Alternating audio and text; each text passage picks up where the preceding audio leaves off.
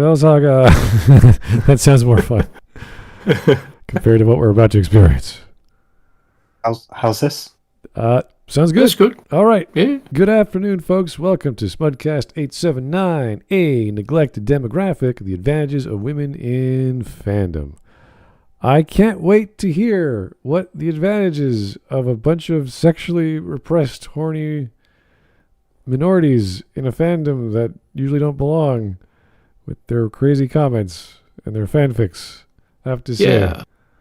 The benefit of involving people based on superficial attributes that say nothing about their character, and through including them based on their superficial attributes, including the worst people impossible. And fantasize about something immaterial that has nothing to do with the story or the plots or the struggle, and instead they turn them into like males or all women or whatever, and just to fulfill their fantasy. You're like, oh, that's perverted for no reason. Please tell me your sexual orientation and how you identify. Otherwise, I can't relate to you. That's a bit more than I thought, but okay. Anyway, let's see what we got here. This is from Merri Kiwi, so I'm going to guess that's Australian just because I'm a goof. Came out... Kiwis are New Zealand. Yeah, Australian? Yeah, one of those. Okay, fair. November 2023, has almost 4,000 views. So only a 1.4 thousand sub channel, no problem there. So they're doing a good job apparently. So more than their subs. So good for you. This is probably a topic I'm going to hate. Just the title alone is making me feel bad. So Gonna be great. For 20 minutes, it better be amazing. I better have like all these notes at the end and be, oh wow, I didn't know women were into like talking about topics that we liked as well, and stayed on point and focused on the plot and the characters and why they're doing what they're doing and all this. Making flower arrangements to decorate place. Maybe. Okay. Anyway, 22 minutes. Let's get going. On this channel, we've interact with media, as well as how our own interests intersect with that. So recently we've been playing Baldur's Gate 3, and obviously we got thinking, what makes Baldur's Gate 3 so different? The game is great, yeah. But I wouldn't say... Pronunciation thing, New Zealand thing, let's just let it go. Right. I instantly forgot it's a foreigner. It's more impactful than some of the other Game of the Year contenders, such as Tears of the Kingdom or Spider-Man 2. No, Tears of the Kingdom was shit. The fans. I don't think Baldur's Gate 3 would have gone any... I like how the AI or the autocomplete has Borders Gate as opposed to Paul. Oh, wonderful. The other I Watch Together is showing me other video recommendations of this channel. Oh, really? Gay History of Japan. What? Why? Gee, I wonder what this woman is interested in. Anyway, let's continue. Fans, or more specifically, women. Women. What are they really? Some just say... Baldur's Gate 3 was successful because it gave people something they'd been wanting for, at this point, almost decades. Well, there's many reasons why it worked. The basic is that it was a role-playing game with fully voice-acted casts with lots of choices, and that's like the surface-level stuff. So it's, you get to do a lot of things and choose a lot of different things. And the fans of Baldur's Gate are like, hey, we finally got a sequel to that game we played 20 years ago. So there's that. There's a lot of in between as well. Turn-based RPG players finally got an RPG instead of Skyrim, a first-person shooter with sword. Well, Larian, was an amazing studio for RPGs, so for them to take the franchise is a pretty cool combination. It wasn't my first pick for a studio, and I still haven't played it to judge it, but they put a lot of effort into it. I will say their early access was almost 3 years long, which is not a good sign. But by then the game's already been done, so the hardcore players already played the game. So after that, it's like, yeah, this game rocks. They polished it up because I don't know if you guys remember all the bugs, all the visual bugs, all the technical bugs, and it was just a nightmare. But they fixed it finally. So it's kind of like Andromeda. Like the Andromeda stuff came out, or Fallout 76 came out, and it was just a mess. And the game got marginally better. With It also offered a turn-based tactical role-playing game instead of the usual hack and slasher. Yeah, but real-time hack and slash. And it was a single-player experience instead of the pseudo multiplayer experience that Ubisoft. Yep, I think that's a selling point. To me, that was the opposite of a selling point, because I wanted original isometric Baldur's Gate style gameplay, and I saw this thing and I'm like, that's not Baldur's Gate. That's, it's basically Larian Studios doing Baldur's Gate, which is again the point. It's more Neverwinter Nights. Yeah, I guess, yeah. I was let down by, because some games like that, they have real time with pause, and then they enable you to have turn based, like with Kingmaker. So I like that, giving best of both worlds to whoever wants to play it that way. So if they just did it the full way, the proper way, and then scale it down to giving you the option, fine. It would have been, I think they would have made everyone happy. But because of that, I was like, I'll just go back to playing Throne of Ball or Shadows of Om or something like that. Anyway. Normal humans, but look at this. That's just a repeat. You're just repeating. I have no idea what. With a drum beat. It just looks like a load of gay porn. I don't know what this is. Yeah, it's a bunch of drawings.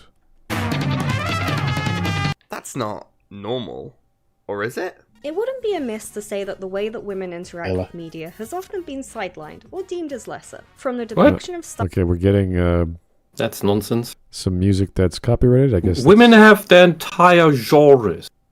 Soap opera is a genre almost exclusively watched by women and gays. And old gentleman uncles. So is it? Yeah. Oh yeah. In South America for sure. Yeah. Very popular. Well, yeah. That's soap country. Yeah. Star Trek /shippers being bored, horny housewives is the contemporary shrill and intrusive idea of a fangirl. Fangirls are often seen as overly emotional and care more about the relationships and softer parts of shows, as opposed to the more manly activities of knowing every piece of information about the director's. That's not a manly activity. It's just a fan. That's just a fan who likes something. They just want to know everything about that thing. It's not just the softer parts that they care about. It's the superficial parts. It's basically the stuff that women nerd out over. I guess. Well, they complain that men nerd out over cars or trains or video games or Star Wars. Oh yeah. Star Trek and the inconsistencies therein. But even in fandoms, and then complain that we don't like the soap opera. Yeah, well, it depends. Depending on the fandom, I would say even with Mass Effect, there's plenty of men who are, this is my favorite girl, this is my favorite guy, I like playing his friendship. And but those are also fully fledged characters that seem sort of realistic, while soap operas are more melodramatic, over the top. Yeah, that's the line we have to figure out, because when we talk about specific games, they're designed within the genre of including melodrama in them. So like a space opera essentially is melodrama. So when you boil it down, or at least you bring it down to voice acted scenes of nothing, like just, hey, how's it going, blah blah blah, oh, this is me, I had this when I was 4 years old. Like, you're getting to know someone in a story that it's not about that. It's just a nice side thing to do, like petting a dog or whatever. You can plant something in your cabin and watch it grow. So stuff like that. It's cosmetic at best, if not even, but it's nice to have. It's just these nice little asides. I think my introduction to the concept of a fangirl with Final Fantasy VII, the ones who fucking ship Cloud and Sephiroth. They don't enjoy the thing. They just enjoy the idea of making these two muscular men go kissy face with each. They're just sex obsessed fetishes teenagers, and no matter how old they actually are, they are mortal enemies. Yeah, that's a common thing that they do. It's the Bishonen girl or the Bishonen lover, I guess. Yeah. Same idea. And they're unbearable fans in no matter what hobby. Oh yeah, you see them in Star Wars all the time. On Other women don't like it. Sensible women. Velos. Anyway, here's Axton Zero. Hey Axton, how you doing? This premise is bad. Women are some of the worst in fandoms. I would unfortunately agree. They feminize and sexualize everything using a homoerotic lens. Eve ate the apple. Okay. Completely true. That's exactly the reason why. I want to give them the benefit of the doubt, saying there's more to it here, but that's been my experience as well. No, that sadly is the obnoxious main point. And all their complaints about men are, well, there is of course a kernel of truth to them, but overall they're projections of their own horrible behavior. Because they're emotionally immature, so they're narcissistic, so they can't empathize, so they only project their own crap onto other people, which is why everything that you naively learned and believed positive about women and negative about men is actually the opposite. Women are guilty of the bad stuff, and men are actually capable of the good stuff. Because the narcissist always just switches it around. That's all it is. All right, let's continue. Wife stole from 1953. And as is our main tenet on this channel, we believe that all forms of media interaction are inherently neutral or just outright good. These Let me hear that. Oh, let me try that one more time. Yeah. I gotta hear about the director's wife's gift card selling stole from 1953. And as is our main tenet on this channel, we believe that all forms of media interaction are inherently neutral or just outright good. Okay. Naive nonsense is that? What?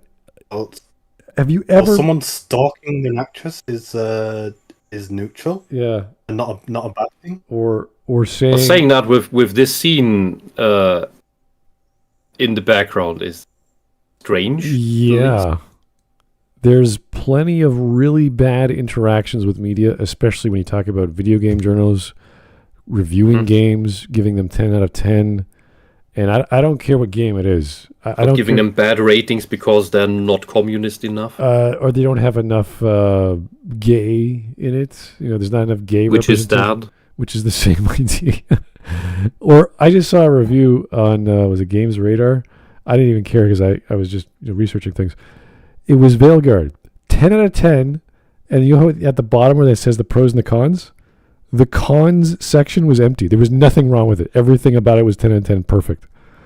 Oh, it's like when Angela Merkel wrote all her policy suggestions for the parliament, and you are required to write in a field of alternative ideas to what you want to do in order to achieve the goal.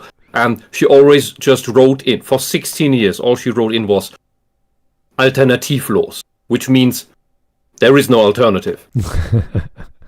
Like anyone with a critical eye in a fandom who is obsessed or has knowledge and years of experience watching, playing, whatever, will say, hey, this is made by humans. Humans are imperfect. I can see when the camera angle's off or the lighting's off or they flubbed their line or the gameplay's not up to par compared to other industry standards or the GUI kind of sucks or is kind of slow. Or there's like a dozen nitpicks you can make. But those things don't make the thing perfect. They make the thing worse, and we should be able to criticize those things fairly. And that is not good or bad. It's just the fan getting ahead of themselves, being biased, and not doing that. And that's what you saw with the Veilguard reviews, those stupid 10 out of 10s, 9 out of 10, whatever. It's like there's no way that game is that good and sold the way it did. Corruption in advertising. Marketing. Because it shouldn't be advertising. It should be critique. Well, that's just one aspect that we know is not inherently good or neutral. I don't know how you can make that statement about fans interacting with the thing they're fanatical about. The most biased emotional response to describe someone as a fan of something. Oh yeah, everything is good. Like, no, never. There's always something wrong. And you can only be called an honest, a mature fan if you can be aware of those bad aspects, just those little flaws, and how you deal with them. Yeah. You can say, yeah, that's broken, but we kind of ignore that part because, well, it was a bit stupid. Nothing's perfect. Yeah. No, it's true. The best fans, believe it or not, are the people who are still talking about the thing from 10, 15, 20 years ago, still criticizing it, but still liking it. Still, this is the thing I like, but look at all these stupid things. If only the stupid stuff wasn't there, we could just hang it up on our wall and say this is one of the amazing things of humanity, and we'll just admire it for the end of time. Yeah, I like Voyager. I like Star Trek Voyager. It's just, but I can complain about it for just as much as I can gush about it. Yeah, it's the same with Deep Space Nine. People think it's the greatest Star Trek ever. Oh my god! And you're like, what? I'd say it has the highest peaks of Star Trek. The last I'll give it that, but it also has the lowest lows. Well, the most boring nothings, yeah. So it's kind of funny when we talk about fandoms and their expressions, or franchises and their expressions, and why you get, like, I'm a fan of Enterprise for whatever reason. The NX-01? NX-01. People think I'm crazy. It's like, no, I think what they were trying to do with that show, and the Xindi arcs and all the other... the attempt was made. Yeah. I thought we were going to get lynched when I was going to say I actually like it. Oh. Well, the thing with NX-01 is... It didn't work as it should have or could have, but I can... This is what I wanted to say. NX-01 I can respect for what I wanted to try, because it was an honest attempt. Picard and... what was it called? I already forgot. The Discovery. STD. STD, yes. Those I cannot respect, for they were not honest attempts at making Star Trek, of making an interesting Star Trek show, or any Star Trek show. They were made with malice to destroy, to defile Star Trek. And there's nothing to respect there. It's rather when these shows do anything positively, that's the exception. It's like exactly the other way around. Yeah. Okay, let's get back to women not creating Star Trek, but instead of being fans of the thing. We could talk about 7 of 9. We could, and we will, just not right now. No. These are ways to interact with a piece of media, and should be appreciated for the love that they are. Both are born of devotion and admiration, but what we do want to focus on is the more feminine side of things, because it really is often sidelined. So before we can analyze this... How is... So gay shit. Yeah, well, that wasn't technically gay. She just showed us Animal Crossing, and then says, but let's talk about the more feminine... Animal Crossing is the feminine side. Collect all this furniture and rearrange your house. Mm-hmm. What is with this melting? Like, this is kind of offensive, because I like 80s motifs, and I love listening to synthwave, and usually when you listen to synthwave, it's always a grid or neon lights, and there's a car, and it's going somewhere, or you're in the car, and this looks like, I don't know what it looks like yet. I haven't quite felt what this is doing to me. It's the open demonstration, the direct demonstration of women ruin everything. I don't know yet. It's something's off. It's just, I don't. Oh, okay. Maybe I'll express it later. Let's just keep going. Let's actually get into what the differences are. In general, men are analytical, whereas women are generally more transformative. What? There's wiggle room, and each... What does that mean? What do you mean with transformative? What? Do they make... I mean, yes, evil can only copy and distort, true. That's yin. I don't... Which is female, yes. Where are we going? And men, which are young, which is represented by the logos, the logic, the logical mind. Okay, yeah, right, rationality.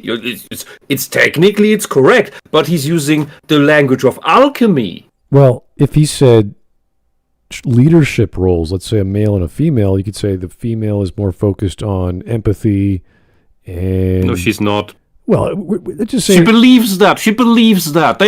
Women are not empathetic. Okay, well, in a All they do is leadership project and pity. in a leadership role, let's say any 18-year-old plus group of people with a job to do, and there's a female in charge, whether it's HR or An 18-year-old leader. doesn't matter. Woman doesn't in matter. human resources. That's a Karen cocooning. Okay, maybe my experiences at my age in the 90s are a little different than these days, but we could say women are more interested in communication, in emotion, in relationships, whereas if you had a male leader... You mean soap operas? No, I mean in general. You just described a soap opera. I'm trying to use their logic. They're speaking in general, okay? Okay. Men are technically more logical, more goal-driven, more, we have a thing to do. This is what we need to do it. You're the guy for the job. Let's get it done. So they're more focused on motivation and tasks, whereas the women are like, are you feeling okay? Is there any problems? Was there any issues you bring up? They're making sure you're comfortable, right? You want some hot chocolate? Yeah, stuff like that. While you plan the genocide of these other people? Not where I was going with that, but I mean... Have you watered your plants? I mean, you have to decorate the office. You can't just plan the extinction of other species. People, humans. If in this cold, dank room, like you need some wallpaper. You need a few pot flowers. Okay. Some nice drapes over the window. Let's get away from the genocide talk. Maybe some kitschy statue in the corner, a bust of Lenin. Okay. All right. Okay. I mean, the other guy. Is the German done talking about genocide? Stop the German from talking about genocide. Please. We didn't start it. Well, Canadians shouldn't talk either, so, we got some problems of our own. Anyway, let's keep going. Person is unique, so take what we're saying as rough generalizations. We need to set some kind of baseline for us to analyze from, but warning, this is based on anecdotal evidence from people who've been chronically online for over a decade, and both of us don't really fit into this dichotomy A decade. There's no dichotomy. Bloody beginners. Males and females are not a dichotomy. I don't know where that came from, but okay. Wait. I was online for over a decade before I was of age. What the hell are you people doing wrong? You've been born into the Matrix. You don't even know that you're perpetually how old are these people? I have a feeling these words are being used properly, and it's as if they had some thesaurus or they had some sort of like spell check, and they just that's a fancy word. I'll use dichotomy there. I'll say the following. Nobody should use the word dichotomy. Look, if you are 10...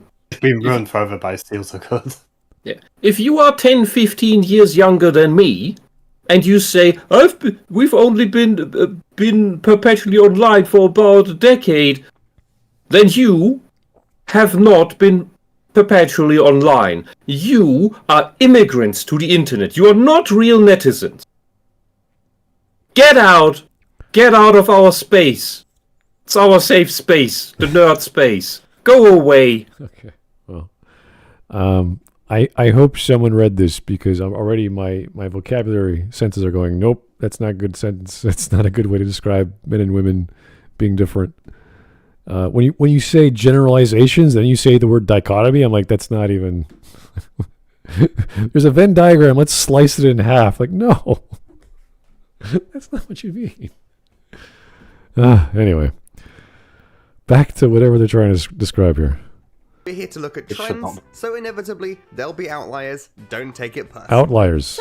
So again, we're talking about a bell curve or a Venn diagram, and there's the outliers of the Venn diagram or the bell curve. I think that's what they're talking about. What? I don't know. That's not how Venn diagrams work. Well, you have overlaps of categories, right? And there's the outliers. So you have things which are part of the middle and things which aren't. So those are the outliers. Political. They like to categorize and work within the rules that have been set out. Every person, male or female, does this, but they're being generic, so fine. I was reminded. This fits perfectly. Who's stronger, Goku or Superman? Raw data. Look, raw data? It's the perfect thing. I was today I was asked by a otherwise very, very, very wonderfully kind older woman what my zodiac was, because I gave off such a positive vibe and such. And I said, well, why don't you guess it? And she guessed 9 times until she got it right. And I was like, oh, it's so obvious. She did the meme. She did the actual meme of trying every zodiac until she got the right one, which was one of the last options possible. And I knew it. So that's so clear. It's so obvious that it's that. Well, why did you then guess every other one, including the complete opposites of this? Typical. I didn't tell her that. She was too nice for that. But I on the inside, I was cackling mad. Well, whatever the definition of a man is, empathy. No, I don't know how raw data is specific to the general idea of men liking raw data. I think anyone likes raw data, and then they interpret their artists like raw data. Yeah, I mean, you have to be very specific when you say raw data. Normal people don't like raw data. Raw data is also objective reality, so especially the left doesn't like it. Women don't like it. Any sort of narcissist doesn't like it because they don't like reality. It kind of messes with what they want to substitute it with. Well, there's plenty of female social scientists that do conduct experiments and use raw data. So I'm like, all right, is it just males in psychology? Is it just males in social science? Is it just males in STEM? No, there's actually more women there, as far as I know, and most of their research is bogus garbage that is not reproducible, and their methodology is complete garbage. Should I get Aiden in? She can tell you for 2 hours about this man. Oh no, that's okay. He's currently working on a 3.5 hour long video about exposing a major fraud from France. Michel Foucault gets a mention. Oh god. Yeah. Why does Aiden bother? I don't know, but she does. Well, she's cleaning up the field that is very not clean. Sociology? Oh god, good luck. Yeah. All right. Well, not just that. It's actual medicine in this case. She's using stats, which is fine. That's cool. Yeah. All right. Broad consistency are king here. Speedrunning is a classically masculine activity, not exclusively, but generally. It's a competition to see who can be the best. There's always a reason to keep on improving, because the competition will always find some new strategy or exploit. Why did we jump into video games and, like, what did we talk? I don't know. Yeah, I don't know. A bit lost. I guess, and I bet speedrunning is totally excluding women. I guess. So meritocratic, we need to stop that. We need to feel that we're fast. So now the background is even more melted. I don't know what's happening. Let's go, my god. The audience for speedrunning is huge, but does it keep the game alive for the general audience? Does it keep... What general audience? The general audience? That is the general audience. What does... The remaining players is the remaining... The general audience abandons the game. Yeah. That's the casual. Yeah. The casual plays the game once, maybe, mostly not through, just a little bit, like halfway, and then forgets it and goes to the next game, like an ADHD kid. A speedrunner is kind of like the completionist that wants to go further. They want to go, how fast can I do the thing? And they say, well, how can I do the Y? How fast can I do the Z? And they say, with self-imposed challenges. Why don't I just do everything? Yeah, they just keep going. So... yeah, that would be more of a masculine thing, but it's a very niche thing in the super fan or in the hardcore fan for video games. Because, and I think the answer simply lies in what you said earlier. Women are more about caring and emotional niceness, feeling comfortable, sure, and meritocracy, which is what speedrunning is. So the hardest form of meritocracy is. Yes, there is achievement in it that makes you feel nice, but in order to get that achievement, you need to lose 999,000 times. Yeah, it's and that doesn't feel nice. It's not to women who want to feel nice all the time. I'm trying to compare this to the 4 archetypes of the gamers, and this is what we learned back in school. We have the achievers, the explorers, the socializers, and the killers. Now, I wouldn't just say all the women are in the socializing group, because there's all kinds of gamers. But you could argue the achievers are those that want to get better and just keep getting better. And then once they've gotten as good as they got, they say, well, I can make my own standards. What are they? And then they go to speedrunning or they go into whatever min-maxing. They figure out a certain build. But that's specific to gaming. I don't know why she just jumped straight into that. So I'm like, okay. I have a question about when you learned about that. Were these fixed, or could a person be different archetypes in different games? It was mostly related to MMOs because that was the popular thing at the time. Like I'm trying to remember the Microsoft one. That was what we were using. But other people were playing Lineage 2. That was still a thing back then. So we were looking at games like that and say, okay, like there's the set actual achievements you can make within the game that you can, show off and get a badge or this or that. You get a different signature thing. But then people were there like playing WoW, and they were just there because their friends were there. And they had entire friend groups. Like they met their wives playing WoW. Yeah. So that would be the socializers. Those were the big two groups. The other ones like explorers and killers, those are usually the newbies. And again, killers were a hardcore version of the achievers because they just cared about, I'm the best fighter, or I'm the best tank. Yeah, but those can overlap. Like, yeah. But I've known raid leaders that got together. But that was after they've achieved a certain level of power that they can then become a killer or become this P versus P kind of player. So there was like this chart we would say, okay, well, how involved is the game and what is the game after a certain point? Because then at the time we had The Sims. I think The Sims 2 came out. And we were like, okay, what is the appeal of that? And it was almost completely about socialization once it went MMO. So it was a weird way to look at players because we were thinking only in terms of single player, not in terms of, well, what's the impact of multiplayers socially? We weren't even thinking about that as a game developer. So, but it was cool. You would have to actually build like a 2-player game, which we did, but there's, outside of a fighting game, or you have to have a lobby system, you have to have chat, you have to have a friend list, you have to have like personal servers you can host, stuff like that to make it a social thing outside of like a big MMO. So anyway. Pokemon competitive scene. People love playing and watching huge battles, but does it expand on the core experience for the average player? I don't think so. Not really. Sure it does. What? Watching... Kind of. Everybody loves watching big battles. Yeah, watching even sports, it gives you more appreciation for the sport, whether you're playing it or not. So, of course, it informs you more about the thing you're watching. That's almost a given. The core gameplay loop of Pokemon is get to competitive. Hello? It's actually more of a core audience that are into competitive Pokemon battling, or into speedrunning. Well, Pokemon manages to appeal to both the hunter and the gatherer. That's the trick. And then you have your specific builds versus specific other Pokemon. That's kind of how it goes. Got the whole pageant stuff in. Okay.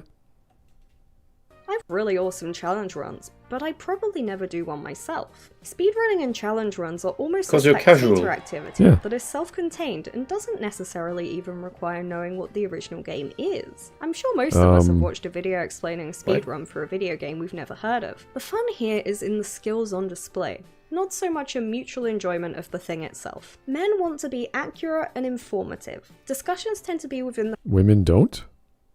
That's the problem. See, but basically, in this definition, you basically imply that women do not have these elements, and that's why society is shit.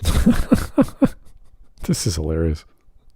Wonderful admission. Accurate. Is this a feminist channel or not? Is it trying too hard? Is it not noticing how it's failing? Or forget about the what is this? Forget about the political method that we want to implement and its goals and what it will achieve. How does it make you feel? What are you talking about? This is a beautiful video. I love this. I'm just trying to grasp at the statement that how many speedruns have you seen of a game you've never heard of? Can't really think of None. it. Well, every time I watch a speedrun, there's always like a dozen hacks I've never seen. I'm like, what the heck was that? And it just teleports the player to another location like instantly. Yeah, I am zero interested in speedruns of games I have never played. I don't know anything about, because I don't know how the game works in the first place. So how am I supposed to be wooed by the weird flickers on the screen? It's just random noise. When you see, like, okay, for my speedrun, or I haven't played, but I've seen people speedrun Symphony of the Night, there's like 7 or 8 specific hacks that the community has known for like decades. And if you see them all in succession within like a minute, you're like, holy crap, this is crazy. Like, this is so... Yeah, and there was one that was just recently figured out. And recent, I mean, like in the past 2 years or so.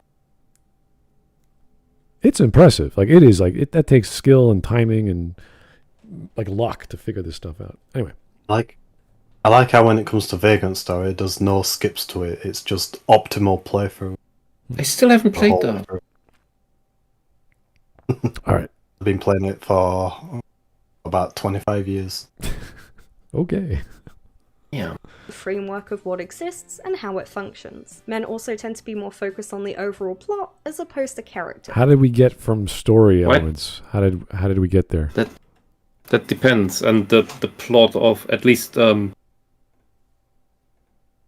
Breath of the Wild and didn't have much plot, and Tears of the Kingdom was just a mess. Well, both of those games... That needs to be shot, so it has something between its ears. Isn't that the whole point of those games? You can go off and on your own adventure and just get stronger and stronger to do the same thing you were going to do the first 20 minutes? Defeat Ganon? No, you can go right there, and if you're good enough, then you can beat it right away. Yeah. Exactly. You don't need any of this nonsense. But there is supposed to be a plot to it. Oh, sure, yeah.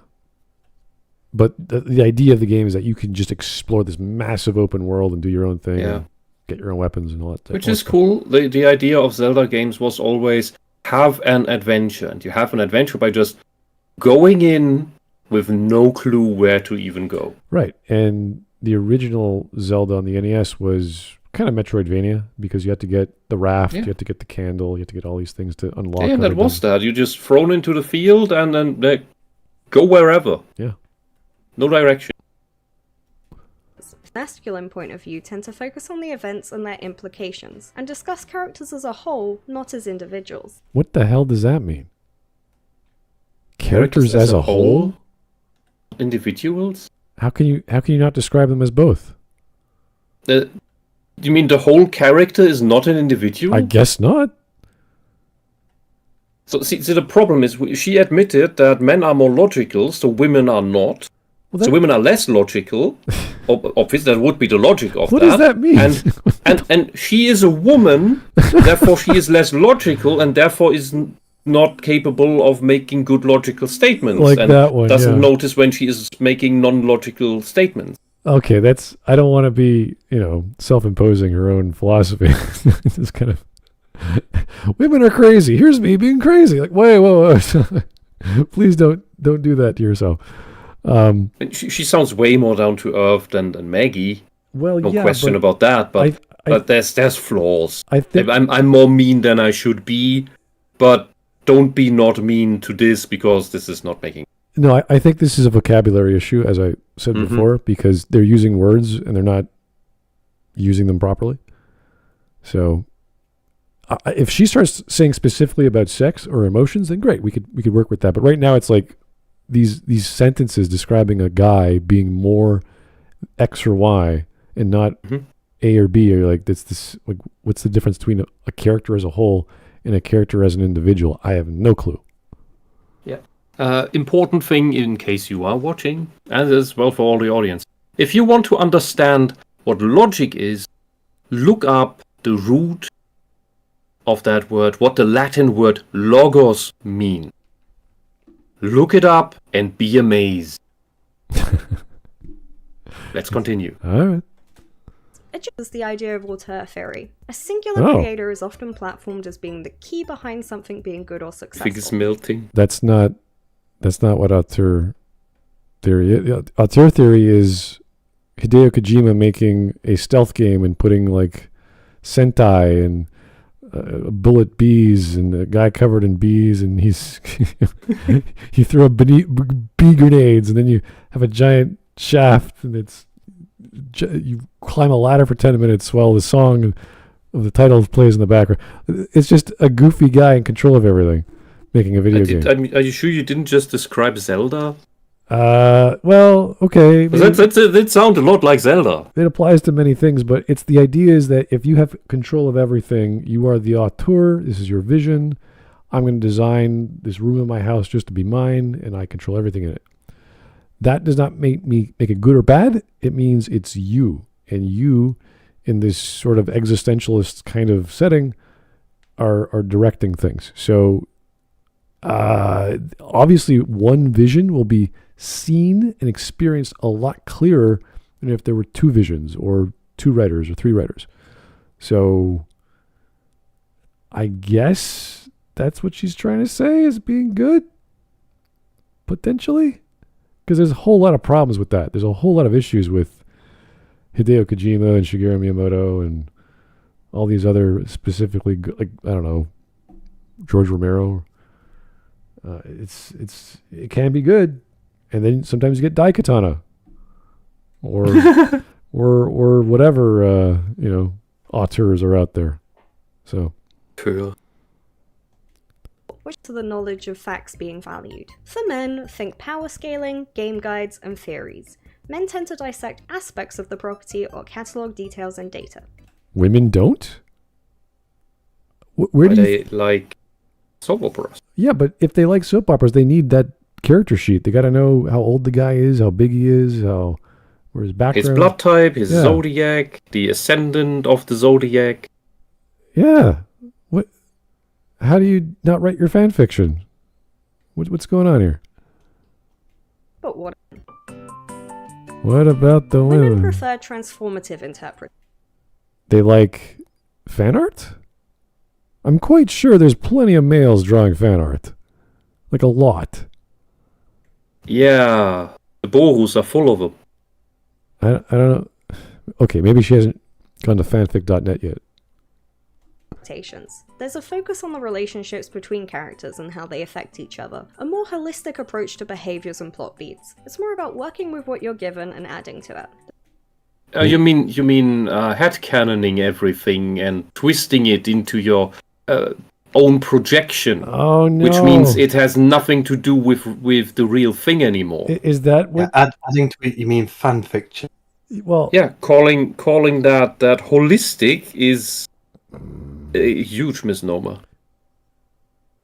When I was looking at that background image being twisted, I was like, "Oh, what does that mean?" I was like, "Oh, I think I'm getting the vibe of what that's supposed to mean." I mean, that rather means that women are not actual fans of the thing. Men are actual fans of the thing that they're fan about. Women only use the thing in order to fuel their own degenerate fantasies. It's like going to a steakhouse, but they have a really good ice cream sundae, so they're just there for the dessert. They don't care about the purpose of the... Yeah, because I'm actually a vegan. Oh, God. But the ice cream's really good. Is it vegan, by the way? I don't... Well, I'll make it an exception. Yeah, exactly. Jeez. The show or game or whatever it may be is just a starting point for discussions and debate. Logic is absolutely a part of this, but it's more about being convincing and appealing to what... That's not logic, then. Appearing to be convincing. You just described a liar, a con artist. So, logos is not part of arguing? Really? Well, not for the sophist. Ethos? And sophistry is a female thing. This is crazy. This is yin for you. Well, I guess they use pathos the entire time. I'm assuming because there's the three modes of arguing, and if you throw away logos, ethos maybe, pathos no problem. Oh boy, where are we going with this? convincing. I want to convince people with emotion. Like, okay. What's she even talking about? I don't know. She's making her Does own... she know? I think it's fan fiction. I think we're talking about... She's saying, I like the characters in this story. I'm going to skip all the gameplay or whatever and get the thing I want. And then we're going to convince others to watch this show because it has the guy with the big muscles. And he takes his shirt I off. know what multiple enemies making out. Oh, Joy. you know what it probably is? They might have seen, what was that Rome HBO special with all the tits and all the blood splatter. Oh, God. And it's like, I tried to watch that because it was recommended to me, and I couldn't get through the first 20 minutes of the first episode because it was just random people having Orgies. ugly sex in gaudy sets. And then the decapitation and the blood would just fly everywhere. You're like, oh, Jesus, this is crazy. Game of Thrones has been the bane of cinema. Ah, yeah. Well, this was before Game of Thrones. Okay. Anyway. People That's want to be because true, Sun. as opposed to the outright logic within the show. Sometimes it would be fun, can be enough. The outright logic within the show. Is she contradicting the lore? What is happening here? Oh, right. We see the evidence that all they care about is making gay porn. It's the gay. We got to the gays. They're objectifying the men. She just slipped it in there in the background. Just admit that you're just a horny Yeah, there's logic. Throw away the logic and put in the gays. Okay. Yeah, but men, it's only men who are always horny and only think about sex all the time and objectify women all the time. It's so horrible. And then you look at what women are actually into and what they do in their free time and what they draw and what they drool over. We know what you like. You can't fool us anymore. The internet has revealed the true shape of your souls. All right. 4 minutes in, we're at the gays. At least she admits it, at least visually. Yeah. Justification here. I would also say there's more of a collaborative nature and appreciation in these more. What the hell? The collaborative nature of looting the men. How is a fandom a collaborative nature when you're making an argument without logic? What are you talking about? What is happening? Do I suddenly find a girlfriend online and go, hey, let's talk about the gays in the show where there's no gay? And then we collaborate and draw pictures together about that? What does that mean? Feminine spaces. Building off of other people's ideas is only allowed, and a back and forth between different disciplines like fan art and fan fiction is celebrated. It's not a discipline. Fan fiction and fan art. You know how many... The majority... I'd say over 85% of fan fiction is done by horny women. Yes. They're just ridiculously high. I mean, that's probably lowballing. Well, they are the consumers of written porn. I would say a lot of fan almost art exclusively is male, but I don't know what the ratio is between men and women for fan art because there's a lot that's male. I don't like how the most famous fanfic, the most famous porn fanfic of Twilight, better written. What was it? Cutting out of Twilight? I do not like how the most famous porn fanfic of Twilight. You mean is the original version of it is better written than Twilight itself? You mean 50 Shades of Grey? Yeah. Okay, I thought you meant My Immortal or something like that. Famous for other reasons, I guess. That's called Infamous. Oh yeah. Several year-long documentaries to go into, but I think year-long highlight how lady. Who are you? What do you do with your time? Reading porn. Jesus Christ, writing porn more like. Freedom passionate these communities are. It's very much a process of love, and it isn't easy. This is not love. This is obsession. If you're doing something that a documentary would take years to express, that's. Ugh. Write good fanfiction either. Some fanfiction deals with elaborating on character relationships, while others may attempt to expand on canon events. Pause. How many? I just want this over. Of love, and it isn't easy to write good fanfiction either. Some fanfiction deals with elaborating on. So what is this? Don't even bother. This is Archive of Our Own, isn't it? This is nuts. Tags with the same meaning. Okay.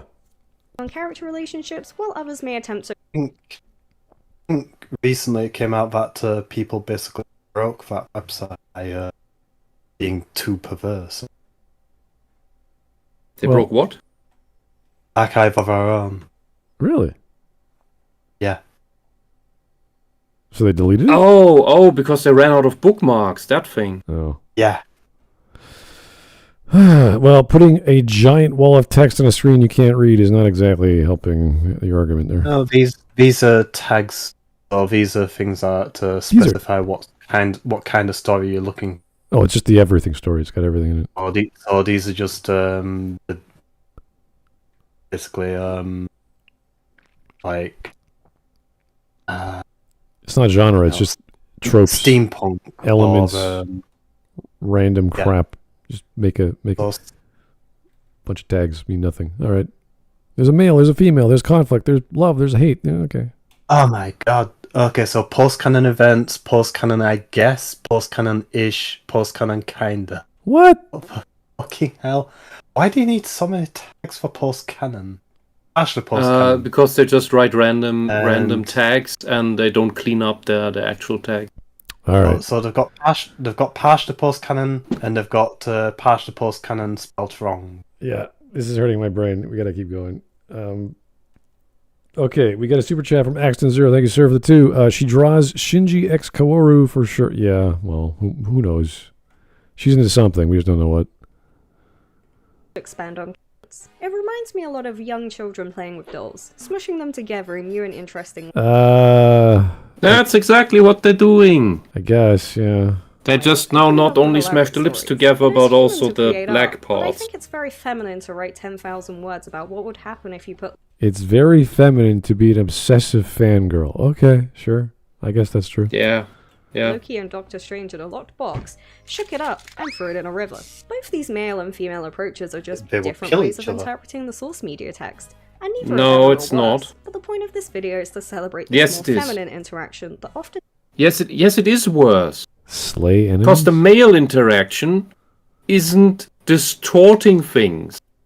They're not writing up, oh, these two are gay now, and that they're dicking each other in the butt. That is not even remotely the same as wondering, well, who would win in a fight? Yeah, I'm just reminded of the I don't know, guys, remember the Bugs from Andromeda where there's that person melting on the couch as they're talking to Ryder, and they're slowly melting into the couch. That's what this felt. I finally figured out what this curve made me think of. I was like, what is that? That slowly bending, twisting, and her body's just distorting into the couch. That's what this is. That's what this... this is why I hate this subconsciously so much. It's just because of this dumb background image, which should be beautiful music and coming at me in a car, and I'm driving in the 80s because it's cool. But it's women, or a girl talking about women obsessing over gays. gets ignored or is outright derided. So, what are the advantages? There are none. Well, now we know what the feminine way of interacting with media is. No, we don't. Yeah. You also need to... all these weird words that you use, like transformative, you need to actually explain. How do women It's just fans... part of logic. How do female fans collaborate online? They could do anything. What exactly is it? Do they write the story together? Do they draw the fanfic together? Do they make a comic book together? What do they do? They just act more like a hive mind. That's not collaborative. Collaboration implies that they're consciously working on something, exchanging ideas and A task, a like goal. distributing the tasks, the work. But no. They're just hive-minding shit. What we've been told so far is the female way of interacting with fandom is gay porn fanfic. I guess. Yeah, that's it. They write fan fiction together. That's basically it, just gay fanfiction that's basically gay porn. why should we care? But let's start in the most pragmatic sense. As much as Cartoon Network may think girls don't buy toys, it's absolutely not men I see lining up at Comic-Con to buy merch. It just has to be the type of thing women want to. Guys buy merch all the time. They got entire rooms full of stuff. That's pretty normal for any fan. buy. Yeah, And that tends to be you're the just- fact. So if you're not making stuff that men are into, you. You're cutting out a lot. Yeah, I'm gonna change service. I can't hear you. Let's try. I probably hold on. Hong Turn Kong. my Smart settings. is Going to Hong Kong. Let's try Hong Kong. All right. How we doing? You guys there? I don't know. We're in Hong Kong. I'm here. Either way. Let me just change. Let me just change my sensitivity a bit because I think I might have put it so too low. All right. We can hear you better either way. Okay, is that better? That is better. Yeah. Okay. Yeah, if your stuff doesn't appeal to men, that's more of a you thing than it is, about those individual men. You could argue the sexy poses for posters or figurines would be more masculine oriented, but if women like art and they like the character, they'll buy the character no matter if they're sexualized or the character represents exactly what they should in the figurine, then they'll buy it. So that's fine. I mean, generally speaking, women do like sexy pictures as well. They do like sexy stuff. So They're the If main you make consumers of something- lesbian porn. if you make something sexy, then just about everyone's gonna go for it, provided they're into that sort of stuff. Action figure, or artwork and Bishonen and Bishoujo figures. Women will happily buy a whole manga series, or clothing items in collaboration with something they like, but this is regularly overlooked as a viable market for What do you mean? Of course people will buy the manga. That's the actual thing you're consuming. Yeah. That's the main product. How else can you be a fan if you don't read the thing that you're fanning over? Oh, remember the girl who obsessed over Dante but didn't actually play DMC? She played it, but not very well. That was the clip that Gingaman Yeah, she just superficially walked around, and just used the pistols. occasionally hit an attack button. Well, who knows? some reason. Not the 50s. Women have their own money and interests that can absolutely be exploited for capitalism. Okay. Oh, for fuck's sake. All right. If we're using this vocabulary, we know where you're coming from, darling. Okay? Exploited for capitalism. Who would think that way and speak that way? Is it someone from the Austrian school? Is it someone from the Boston School of Economics? Or maybe a certain bearded man who was poor during his later years? He was poor the moment he left his parents. Oh. Well, not instantly. They kept feeding him, sending him money, and he was squandering it instantly, every single time. But that's another issue. The thing is rather that souvenirs have always existed. Little toys have always existed. Little ornaments that people buy to decorate their houses have always existed. That's not a modern thing. That's not capitalism, which is an invented term in recent centuries to slander normal market behavior as to be the exploitative market behavior. Yeah, and the idea of merch. Well, those are not the same. Right. The idea of merch in Japan or having sentimental value to represent or symbolize an event or a product, that's big in Japan. They like to give gifts, little tiny things that represent a birthday or a graduation. I think most cultures are like that. Japan they have like every flavor for a Kit Kat that season. And, this is...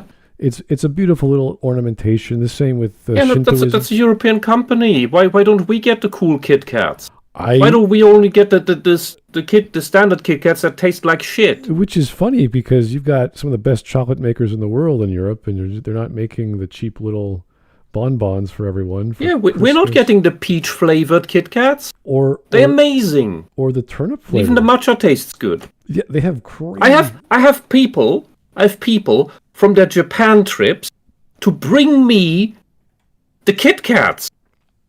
I know.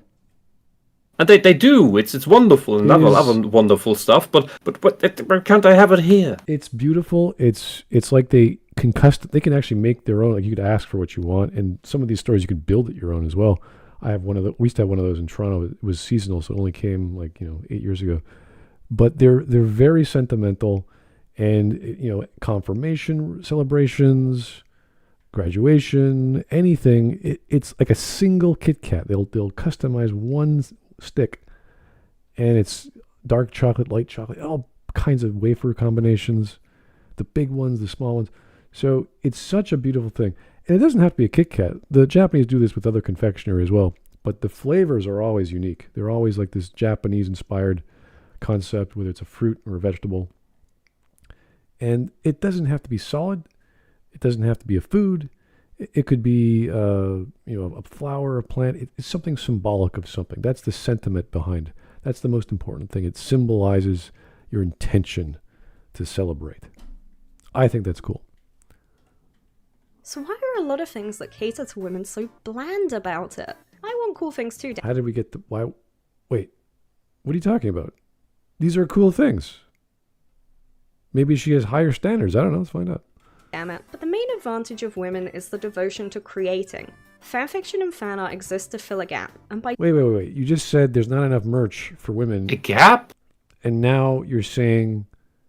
But the gap of heterosexual men making out?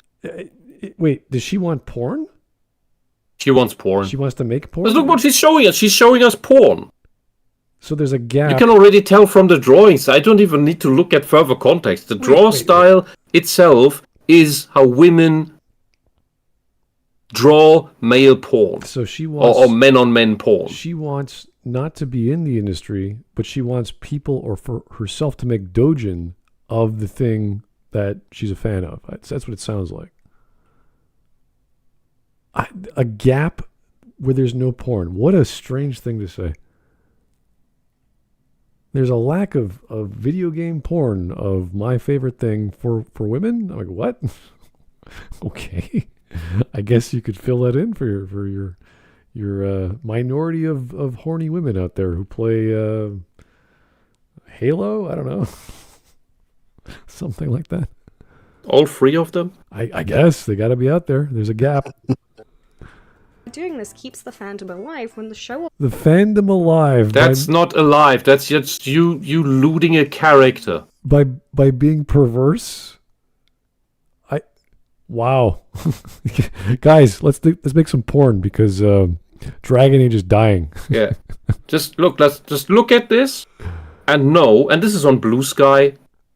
Oh. I think. Oh no, it's just that's just okay, that's just the handle. But look at this and know this is what women really do all the time. These are the same women that complain about being oppressed by the patriarchy and that women are only ever objectified. Look at this and know you can draw the big titty elf girls as much as you want. And the user tag is Lil Dick Legend. Say it. Oh boy. Right. What a great name. By the way, Smud, Dragon Age porn. No thanks. I don't want to see any more of Pash. No thanks. No. That thing isn't lootable. Yeah. Ever realize that they got rid of all the R-rated romance or intimate scenes in Veilguard? It's all toned down. There's nothing. They had that in? Well, in Inquisition, so it was just a porn game. Well, no. In Inquisition, it really was just a porn game for the non-binary people. in Inquisition, they had full nudity. I was like, all right, and they took it off in Veilguard. So interesting. Anyway, here's Axton Zero again for the 5. Did she tacitly admit women don't consume something they're a fan of, but will buy it anyway? Check your script. I'm not sure. I'm not exactly sure what she said. It's kind of hard to grasp what she's getting at. And we're trying to pay attention, but again, the vocab is not there. She's saying there's a gap after she said women buy merch, but there's not enough merch, so she's going to make her own merch or her own stuff. It's weird. I don't know. Isn't that copyright infringement? Well, yeah, technically it is, but it depends on what you're doing. If you're not making money, then who cares, right? But if it's fan fiction, yeah, go crazy. Weird. No. Weird logic. Yeah, I don't know where she's going. Between seasons, or even over entirely. This keeps the media alive, and maybe even thriving where it may have otherwise fallen to one side. I actually have an anecdote. That's an interesting statement. No, that's just your porn going. It's not the media. I will say there is a clear example that I have of the ending of Mass Effect 3 because it was so derided, because it was so universally bad. There was lots of fan fiction, not a lot, but enough for the fans to be like, "What the heck? We want something." Yeah, but that's an actual gap left open. Yes. That's not what she depicts when she's talking about a gap left by the media, because there is no such gap of the heterosexual males in the story having to make out. Well, that's not nothing. That's not anything that's missing. She implied fan fiction, which can go either way. With the ending of Mass Effect 3, this whole thing just ruined the entire story. So we had people say, okay, I'm going to write a story to change the ending. And there was one guy in particular, his name was Kubismo, and he made comics that were very intelligently done in terms of narrative. He did poser 3D stuff, so he'd get the actual models, and I actually helped him out with 2 comics once. And he would take the poses, he would go into Photoshop, he would make the filters so it looked like a stylized version of the characters in a comic book format, so a long format like South Korean comics. And he made at least 60 or 70 of these comics. They were brilliantly done, and he put a lot of effort into that. So that was like, oh, look, here's a random dude working in 3D, making a comic that makes more, and it played off all the mythos of the ending. Like the Marauder Shields was a character.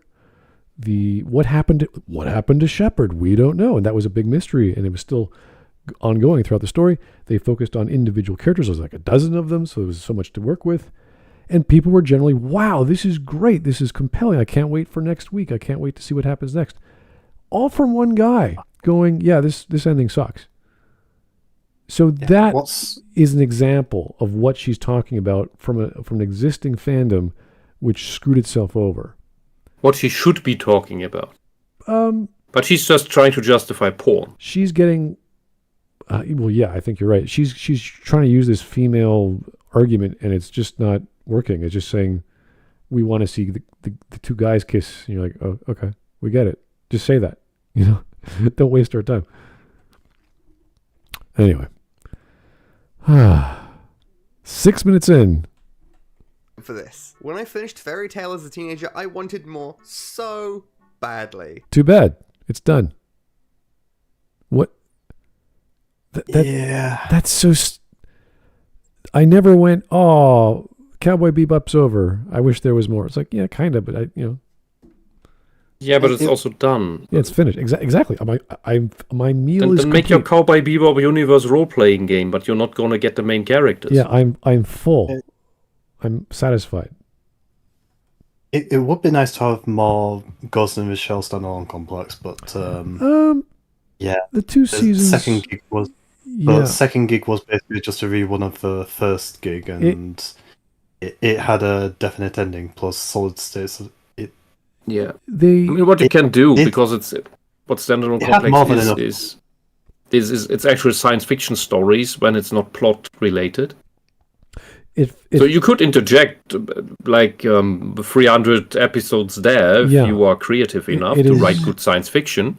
It is episodic based. It did have enough content though, so it had its time. It did have enough content. I would say that because they experimented with the film with Innocence as an art piece or whatever they were trying to do with it, as well as we're back.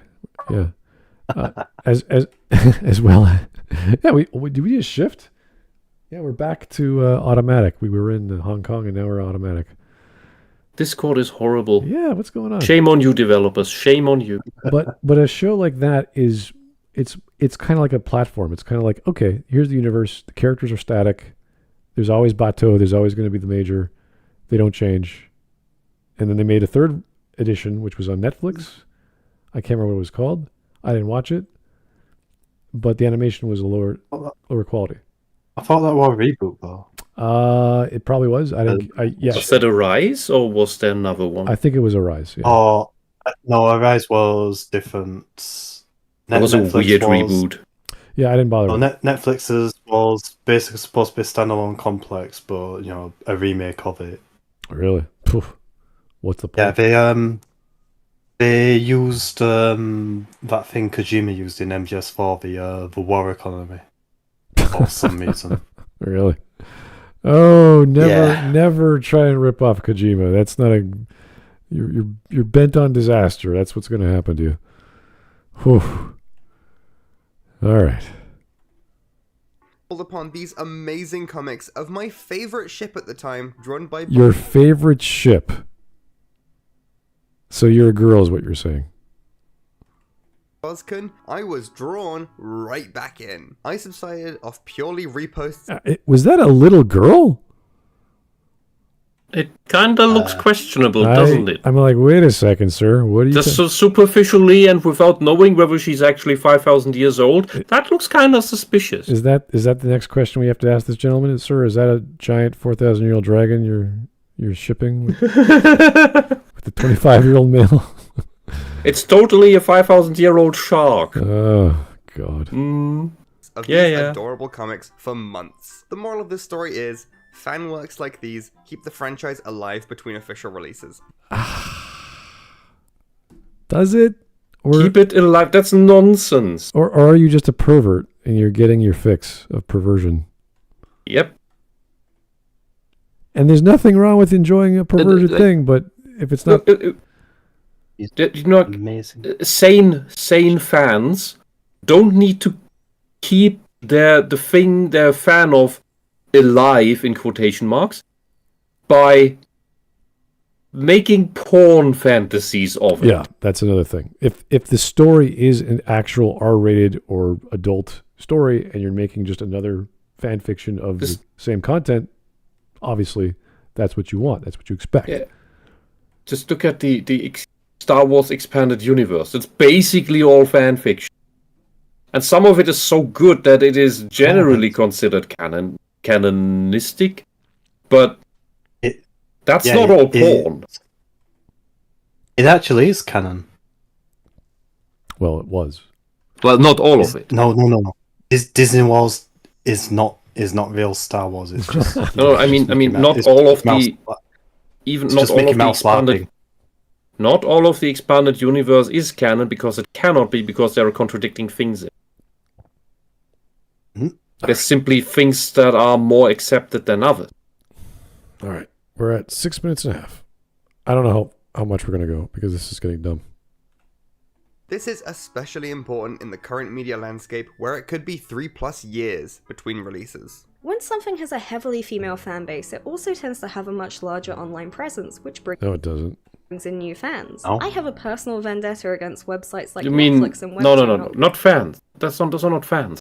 Those are just other girls looting the men. I'm sure there's and some gay people looting the men. Well, okay, but I'm sure there's some people with their favorite artists that they go to their pages, and whether it's social media or whatever, that, oh, what are you drawing? Blah, blah, blah. We'll give you money and make me a t-shirt or whatever. It's like, yeah, sure. I'm sure that's a thing, but that's unofficial. So a work having 2,000 pieces of fan fiction and archive of our own does not mean it has a bigger presence than something having 10,000 videos on YouTube and several chat rooms, as well as several Discord rooms dedicated with millions of people all debating stuff all at once. Yeah, this is the argument that, I'm going to have a dedicated channel to the thing. Like there's a few of them, like for Mass Effect. And every week or every other day, they'll bring up the random news article from a year ago, and you're like, okay, if you think that's relevant, and these fans just eat it up because it's all they got, and the algorithm just spits it out. But most of these channels are just boring, unimaginative, uncritical thinking to the fandom. And you're like, why would I ever care about those people? I don't care if they have a YouTube channel. They're stupid. They're fanboying about a thing from years ago. Like, what's the latest Mass Effect news? I have no idea. There's nothing. BioWare's lucky to be alive. It's still. franchise. Well, it is a franchise. I don't know how long it's going to live for. Because A dead franchise, just like Dragon Age. oh god, yeah. Rest in peace. It's like watching a zombie like being brought back together. Like, oh, let's make another Frankenstein zombie out of this. It's like you killed it like 8 years ago. What are you doing? Stop. letting you screenshot. Let it and I'm rest. trying to steal your content, I'm sending it to my friends to annoy them into also watching your shows. In the process of trying to protect their IP, they are instead stifling it. I could make the same argument. What are you talking No, about? they're protecting it from creepy sex weirdos like you. There are reasons. There are laws against making like a Sonic fanfic or what was the Chrono Trigger game? That was the thing. It was like 98%. Let me into your fandom so that I can make it gay. Can you imagine if No. Square just allowed Chrono Trigger Resurrection, I think it was called, this fully 3D remake of the game? And they just said, yeah, we'll buy it off you for $0. It's like, yeah, great. Why not? It's free money. They said, no, you got to cancel it. I was so pissed off. Can you imagine if Well, there's a Can you face-saving thing about it, and in that, somebody outside our house can't be making something better than we, that with our stuff that, oh no. Hire them for a day, pay them $1 million. I don't care. Whatever makes it official, you know? The problem with that is, well, I'd like the idea myself. The problem with that is, from the point of the company, is if we do that once, we open a door. Good. And we incentivize now millions of people to try the same thing. That's totally fine. And we'll lose control, we lose oversight over it, and who knows what the courts will then decide of. Well, you could buy them all. Well, that's the thing. If it doesn't fit the standard or the direction the creator wanted, sue them. You can't do that. Cease and desist, whatever. If it's good, like it was just a remake. Here's the thing. Here's the thing in front of court. If there are other people who make shitty stuff, and then also make money with it, and then the court sits there. Well, you hired that guy who made a fan derivative of your thing, but you want to sue this other guy who makes a fan derivative of your thing. That seems kind of arbitrary. It's a publisher deciding. It's gonna be a can of worms. It doesn't matter if the publisher makes the contract first or after the product has been developed. They don't care. Why would they? It's an issue of standards and quality, and I would have loved to have seen a publisher say, "I don't care about the money. I care about the thing that you made in our IP, which we want to take because it is a good representation." Because something like Xenogears and Chrono Trigger, these are really big titles or have high impact. And if you want to control them, that's great. But then you have like things like Chrono Cross and what was that other one, that satellite game, which was in between the two games, which no one really played because they didn't have access to that satellite adapter. It's like these are experimental things. Whereas the 3D stuff is just a 3D remake, and it's beautiful, and it's just awesome. And the music was redone, and everything, all the fight scenes, everything was great. It's like, oh, wow, that's amazing. Hire them for again, make it official. Say it was a secret project, blah, blah, blah. Who cares? Give people this amazing thing. That's what I wanted to see. And we only got that with fan-made games. There was that was the Metroid one that was fan-made. AM2R.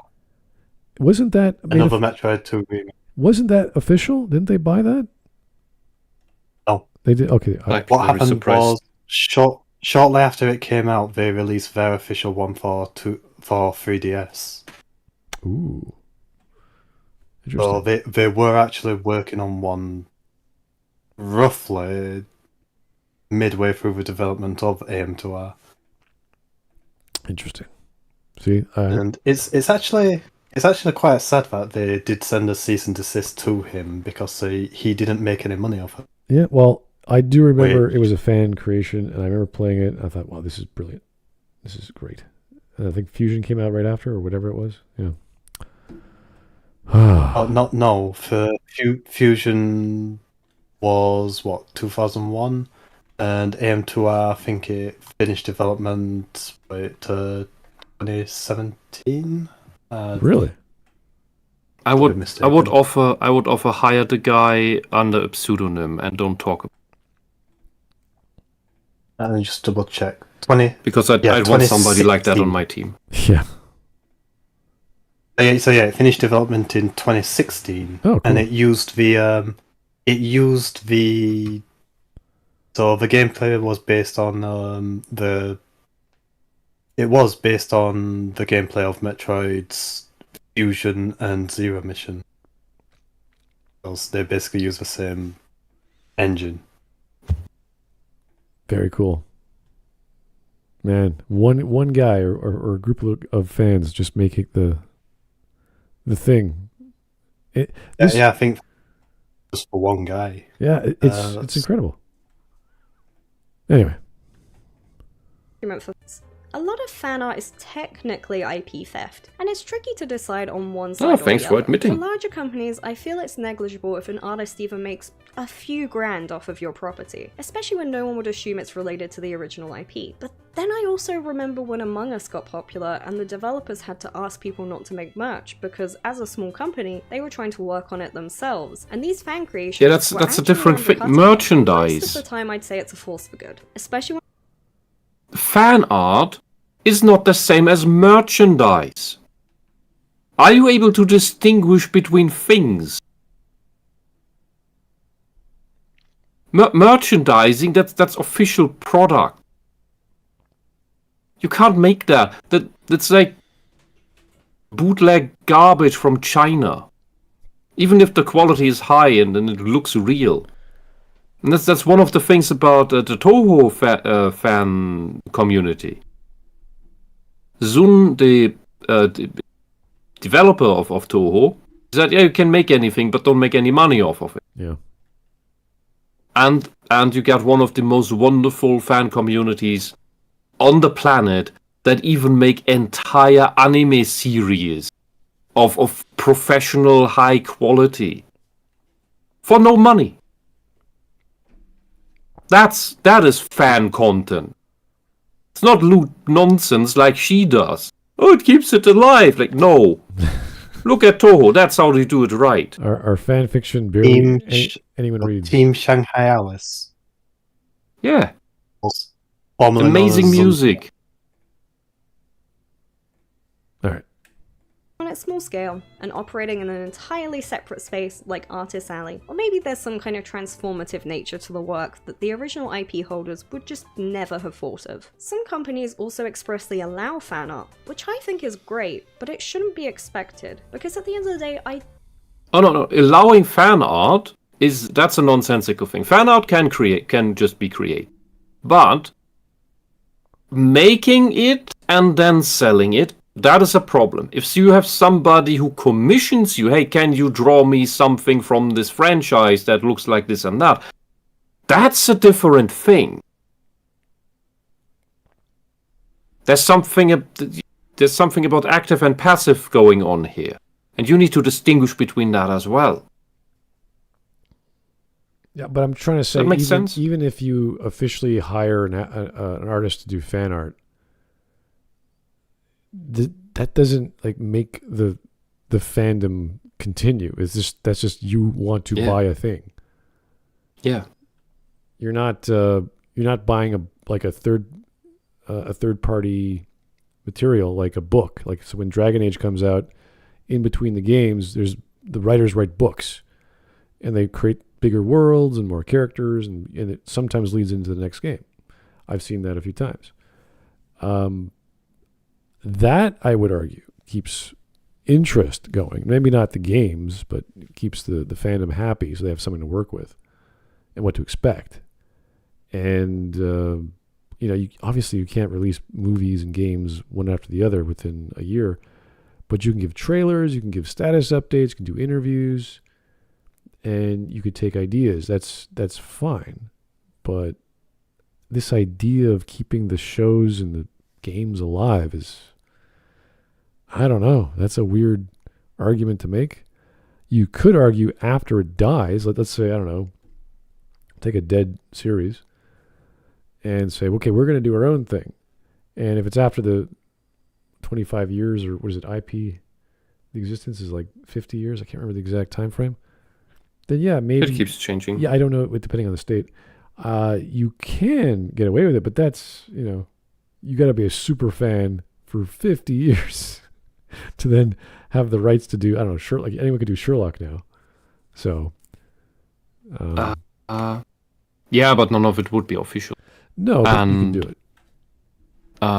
But an Enigma in the chat brings up Fumos, and that is an interesting thing.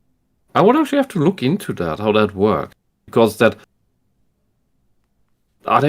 they work on request? You can't just buy them off of Amazon. Technically, that's somebody making money off of something that doesn't work with the intention, as far as I'm aware, of the creator of Toho. So I'm confused about that one. And Fumos are awesome. People have a right to their own IP and to protect it to some extent. It's just, how do you do this in a good way? I don't actually have an answer for this, because if you put a number on it, that can be avoided. For instance, if they say you can make up to 500. Look, you stay out because, of course, the creators have that right. And first off, this is something that in German copyright law we have, which is where we have lots of problems with our own copyright law, but there is one good idea in it, and that is that we differentiate between the actual copyright, which you can sell to somebody, and the Urheberrecht, the original creator right, which means that the thing was created by you, and that is nothing you can transfer, nothing you can sell. You have always been the creator of the thing. That is an eternal fact. And these things need to be differentiated. You can sell a license for somebody to make more of the thing that you invented, but you will always be its original creator, and you will always have to be named, even if and likely as not the maker of the derivative work, like J.R.R. Tolkien is not the creator of Rings of Power, but he is the creator of Lord of the Rings. So he's the original creator who inspired this maybe really weird, bad derivative work. But that does not mean it can change or be seen as canon of the original without his green light. Can we attach a turbine to Tolkien's coffin for infinite renewable energy? Several coffins we could tap into at this point. So yeah, but well, it's just his very warning that evil cannot create; it can only copy and steal and distort and defile, which is exactly what Rings of Power is. Well, getting into the monetary value is kind of pointless, but fine. Let's see what she has to say. £. People could just then sell those products as free with another purchase. If it's a case of causing some kind of defamation, we get into violating the right to parody or criticize real quick. Maybe a lot of companies wouldn't like the things we say about anime, but this channel is absolutely transformative, and sending lawyers after small creators is ridiculous. We think about the ethics of art a lot. How can we make YouTube videos the most ethically? Someday we'd like to be able to pay for stock audio and video sites, or even be able to buy a camera and shoot pretty B-roll for us to use. Until then, then the idea of transforming can do that right now. is doing a lot of heavy lifting for us. But back to women and their advantages. There's also a tendency for women to talk about the things they like to other people. Again, this Wow, what a female. Oh, men don't do that? I guess not. is a generalization, but I think the social elements of fandoms is incredibly feminine and communal, which allows word of mouth. Fandoms are communal and feminine. What? Have you ever been in a football club? I've had several Or a dart club, or gardening club. Germany is the land of clubs, by the way. We have laws to help us make sense and order of clubs. We have the American Homeowner Association is a demonic warping of the German Gardening Association. Okay. Which is just people having a bigger plot of land that they put into little parcels, and then everybody in the club can have a little plot of land where you build your little hut, and then you make nice grass, and you plant a few trees for like mini orchard. Then you have Okay. at least a minimum of 1/3 of it or half of it or whatever is in the charter, because you have a because if you have a club, you have to have a charter, and you have to have a board which you elect. Germany, Liz, what do you? and then you make your little garden vegetables, and that's all this is. This is a communal thing, men love doing this. Okay. Yeah, that's the point. Say, I've had several conversations with people who, in the middle of me, say my piece, suddenly remembered they had to be somewhere else so they wouldn't have to keep listening. Yeah, this idea that communication and making groups is inherently a female thing. I don't know where that's coming from. That's the strangest thing. Men are just single-cell organisms that do not interact with each other. They need women in order to connect to other men. I guess you need girlfriends or wives. It's the only way it's going to work. It's like you have a reactive set on a molecule, and if there's no oxygen, you can't connect. There's nothing. There's nothing to connect to. Wow. Everybody's just Ron Swanson. And they're sitting at the convention. They're not talking to each other. Go talk to him. He's amazing. He's like, I don't want him. Too embarrassed. What do you mean? These are the same. These are the same kinds of women who insist that men are excluding women from their hobbies, which are somehow only filled with men who interact with men, and the men talk about the hobby with the other men. It's like they need to hold the man's hand to walk up to the other man. How does it? This does not compute. It's like the other extreme of the mad nonsense. Yeah, this is. I'm quite sure 90%, if not 98%, of the people on our server are males. They're just mostly guys, freely associating. No girlfriends involved, no wife involved. Hey, go join that. Discord. That's only because we don't make makeup content. Oh yeah, we don't make the gays. We don't have the gays fan fictions. Therefore, it's a totally different group of people. Anyway, this was the craziest thing she said so far, and I'm like, this is just it's just stupid. It's not even crazy. It's just a stupid thing to say. To spread quicker. Anecdotally, as soon as I find something I like, I'll try to show it to other people, because I want that social connection as part of the media experience. Wow, when I eat food, I immediately want to go to the bathroom and alleviate my bowels. To make room for the food you just ate, or why not? Get rid of the food you just ate. That's a good reason, sure. When I'm wet, I use a towel to dry myself up. Like, oh wow, it's a really smart idea. When There's Mystery Quest.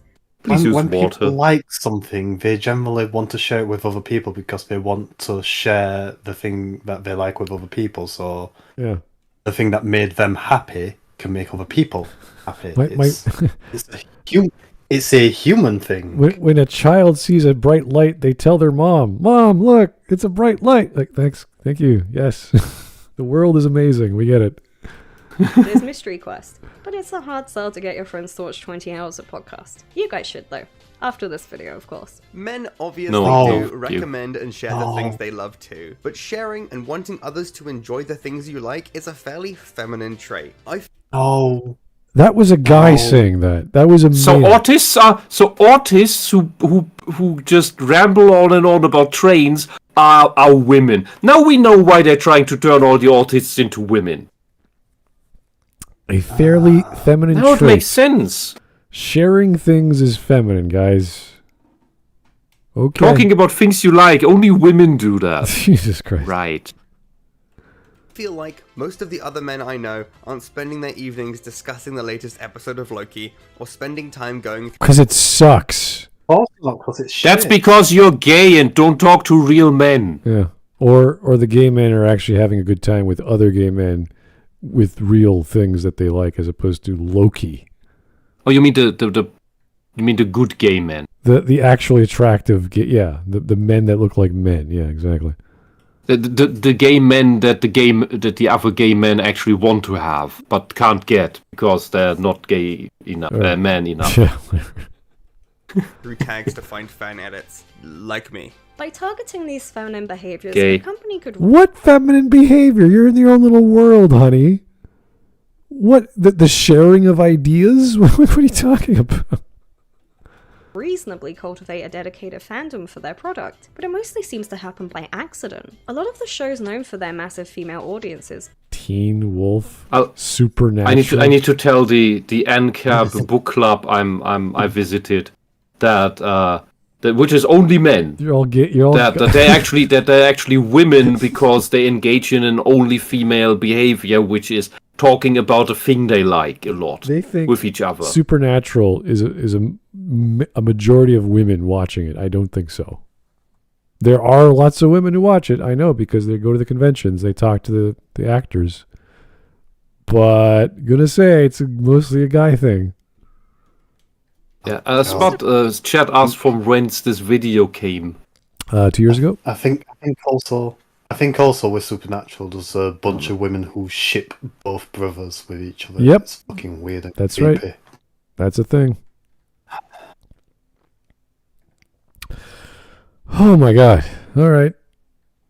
Talking to He's people not is helping us. talking to people is a feminine thing apparently. For their treatment of female characters, Buffy. or actually just trying to appeal to One of the most popular animes designed for young men is what is happening? You know, One Piece. The girls came later into One Piece. Holy hell. Seriously. Shonen anime is for women apparently, or young girls. Mm-hmm. men. Supernatural comes to mind, as its hypermasculinity was regularly interpreted as being gay-coded. Are you The stupid word, hypermasculinity, which is just being a normal man. and it's coded through gayness because the socialists said so. Yeah, no, because the gay men are actually attracted to masculine men, while the socialists try to demasculate the men. So yeah, that of course that clashes and then comes to nonsensical. This is getting conclusions. worse. This is getting worse than I thought it would be because I just thought it could be like one fandom, but she's bringing her vocabulary of whatever this is, whatever you want to call gay coded.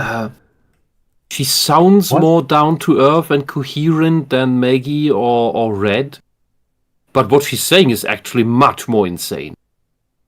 Yeah, why is it with these weirdos and incest?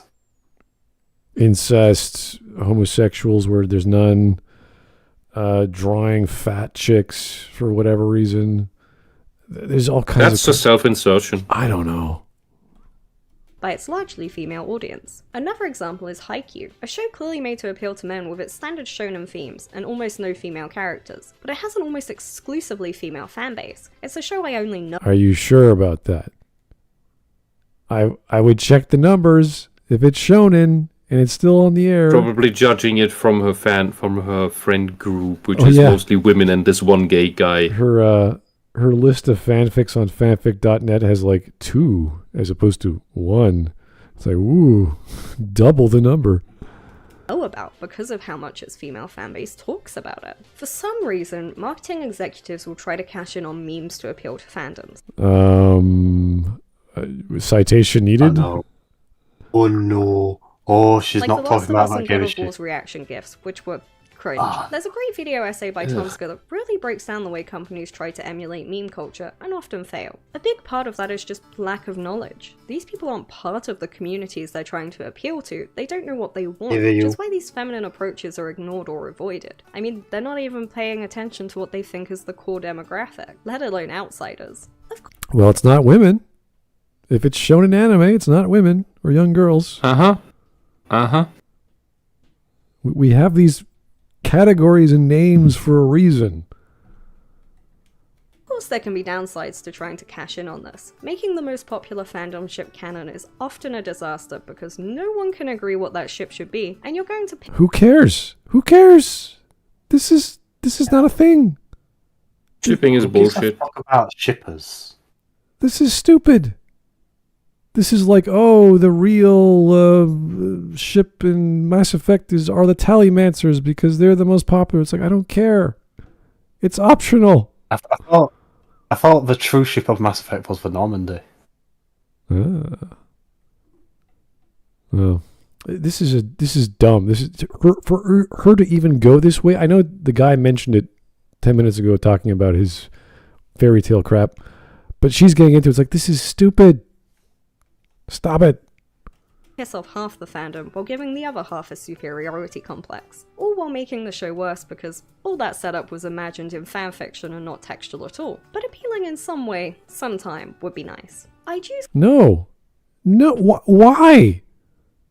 Why would you give the crazies what their perverted fantasies want? Like, why would you do that? When the show has nothing to do with that. Those are the very kinds of people who have driven actual creators into bubbling themselves. This is silly. Give the crazy people what they want. It's like, what? No, I'm going to never. Never appeal to terrorists. See, the issue here is the women are the minority, and the company, the publisher, developer, whatever, could be making a lot more money or could be appealing to those fans for whatever reason. You're like, okay, what's the good thing? Why would they do this? And all then she's shown... Then you lose your main audience. Yeah, this is no different than what happened to Dragon Age. Like, why would you destroy what you've built up? Why would you shift gears and change genres or focus on one theme over another? It's silly. It's as if... This is exactly what we've seen in practice.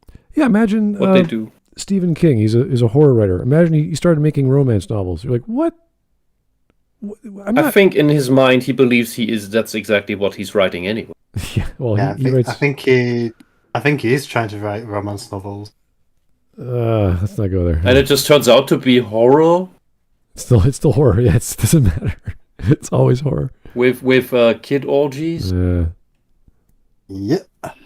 Good positive example, but the fact a lot of the Twitter advertising was done by marketing people and wasn't actually based on anything to do with Neil Gaiman due to the writer's strike just makes me a little dubious on it all. There were a lot of secret clues which just feel a little hollow knowing the main creator behind the show had nothing to do with it, but the attempt to connect with the fandom is still appreciated.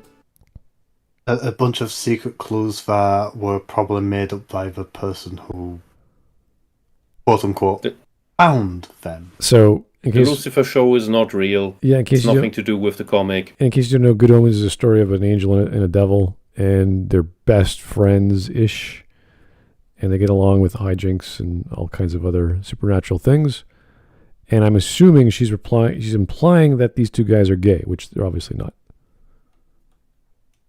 Well, they're British. To have mostly good intentions. While we were at Comic-Con London, every single Good Omens cosplayer we saw was a woman. To really... Oh, wow. Women like to dress up. Wow, they must be gay. Okay. Add to the thesis of this video. And maybe a company can... Oh, you mean women like to pretend things they're not? And use use makeup. Yeah, that checks out. And put on clothing they're not used to, and prance around and have people look at them and go, "Oh wow, you look so good." But why would they do that? But don't objectify me. Yeah, why would they ever think of doing that? On these levels, because once it loses that freeform touch, once it becomes solid and real, it can no longer just be fandom. It just is part of the show now, but I still think they should try.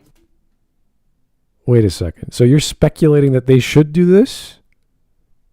And you're going, oh, but it's going to be real, but they should still do it. It's like, what is that? Why do you want this to happen? Not, oh, maybe they shouldn't. The thing I want, maybe they shouldn't do it, but maybe. Backwards thinking. Crazy.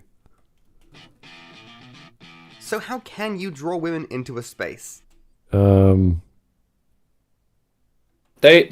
don't need to. They try to get in anyway. Why would you want to? That's a natural thing they try to do. They see somewhere where they aren't in, and they want in because they're not in. Because they have an innate drive to feel included everywhere, because they cannot stand to imagine to feel excluded. And if they're not in something, that means they immediately default to believing, to deluding themselves that they're excluded. Well, let's think of the... And that means they're oppressed.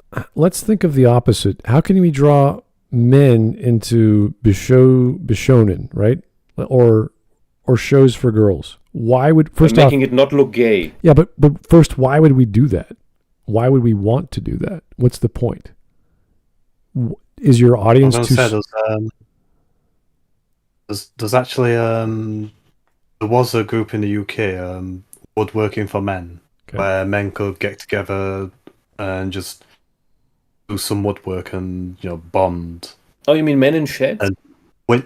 Yeah, that one. Women bullied their way into it, and basically men, if they want to get away from the women, they just have to go into a small room where there's a train set. Yeah, there's the thing. Yeah. They have to have one room left. One room. Whereas women still have their women-only gyms and bars and stuff that they don't even use because there's no men there. I want to know why this is even a question. What is the point? It's like trying to fit the... Because women are little children who never grow up. They just have older bodies. And they cannot imagine what I mean with they don't have actual empathy. Or they would understand that the men also need their time alone once in a while. Because the women want their time alone once in a while. But they cannot understand or accept that the men also need their time alone once in a while. Instead, they believe that, if the man wants his time alone, that means he wants to be away from me. Which means that he hates me. Oh no. I need to cling closer to my man, and that's why it just drives the men nuts, and why they need their own room once in a while. I think they're taking... Why a man needs a man cave. I think they're taking a different perspective on what's happening here, but even then, the premise is stupid. And if you just took a step back and thought about it for like 2 seconds, and wait a second, why are we even contemplating this? Well, they have this demand. These like the makers of this video, they have this insane demand, and this is what they share with the communists. That everybody needs to like everything.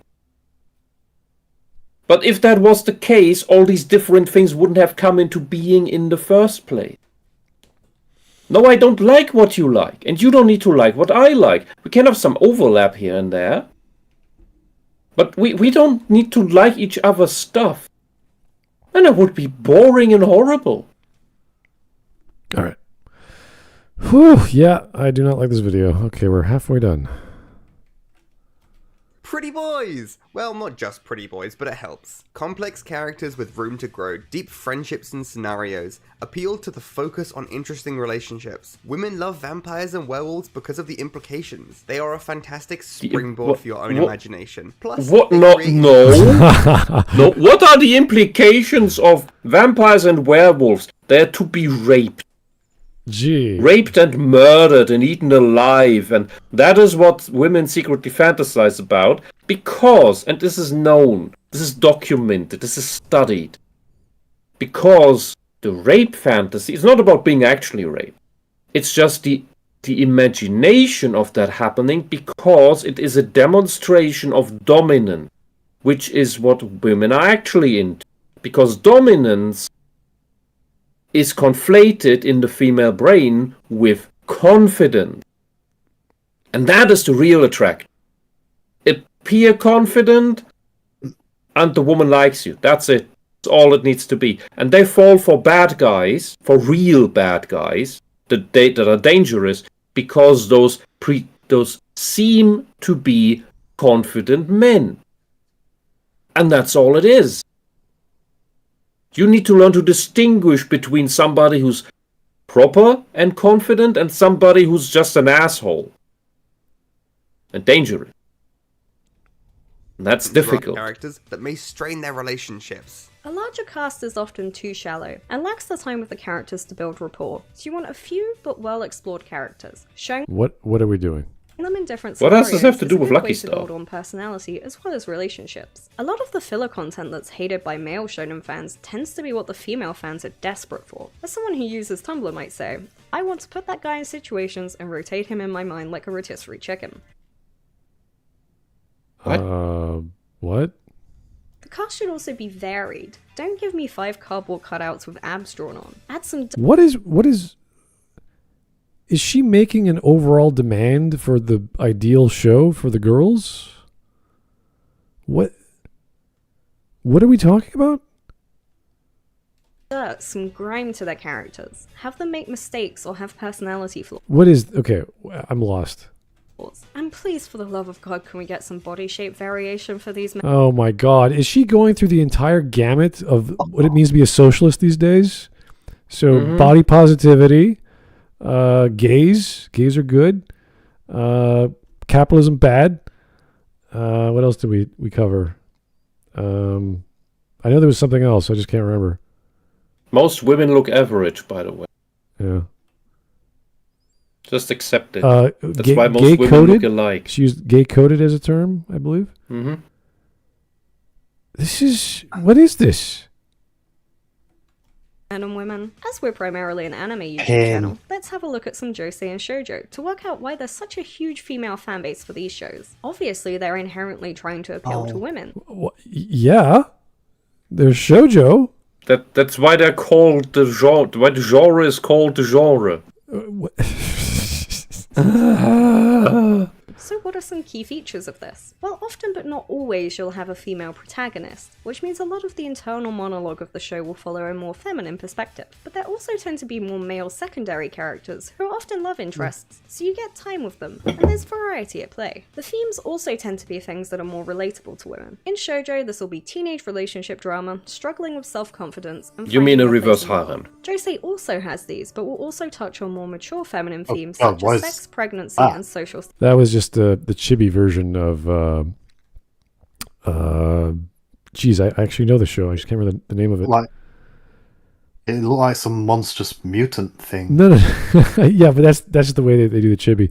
It's a story about a girl being a model from high school, and she falls in love with a pretty boy.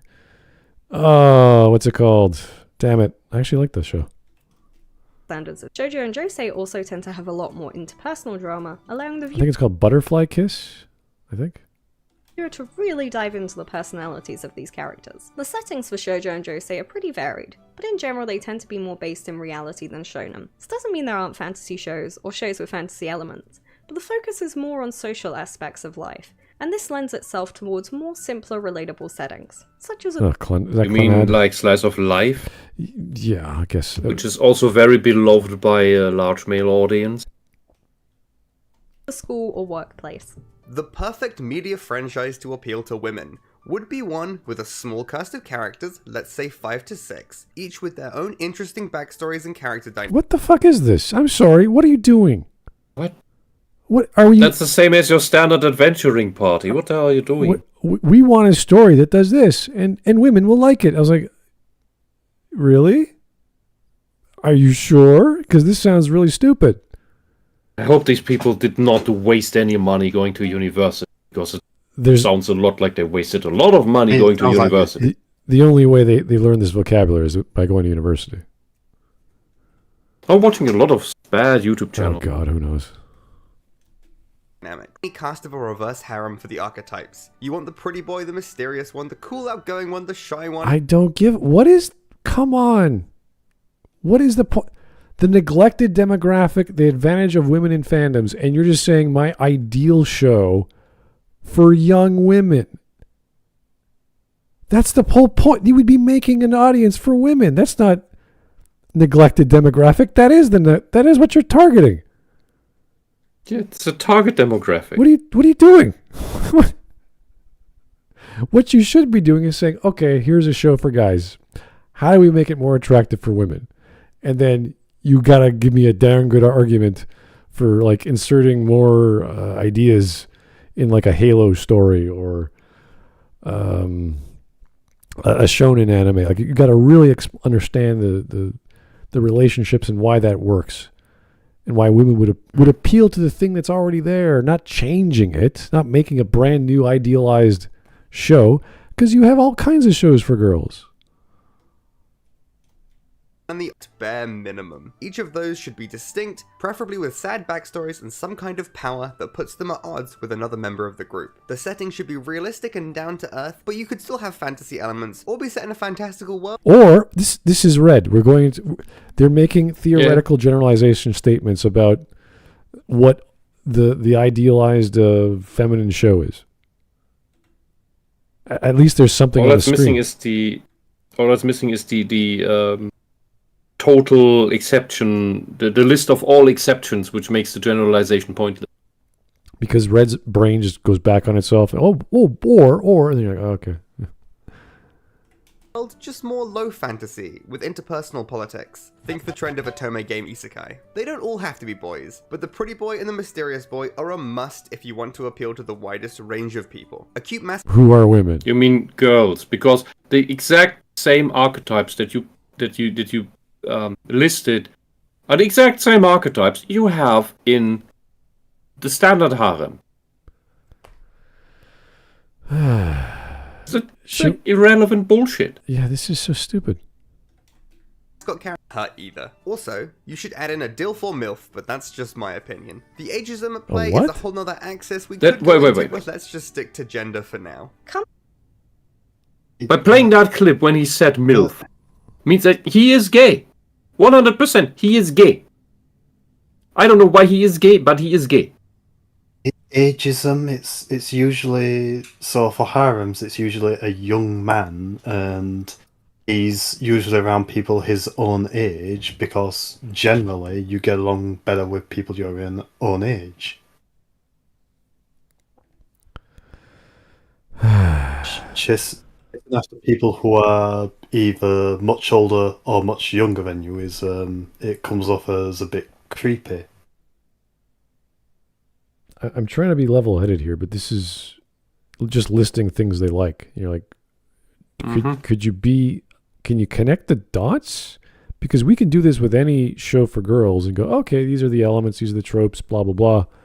Is that what you want? Do you want to put like 10 or 15% of that into a shonen anime and connect it somehow? Like, what do you want to do to get the neglected demographic into your show? I don't know. What is the point of this? Companies need to stop targeting a wide audience and start targeting specific audiences. What the fuck? What the fuck? That's what these things are in the first place, and you want to change them. You want to make a wider audience. You're now saying the exact opposite of what you've been talking about for 14 minutes and 26 seconds. Women, not logic. We can stop there. I'm going to say this video is trash. You do not logic. You are dumb. And I will stand by that, and then I will explain myself in the next comment if they reply. Because this is so stupid. It is illogical and self-contradictory. Wow. This can't be topped. Like, there will be other insane things being said now, and there will be the insane final 2 minutes, but you're right. This is the absolute peak.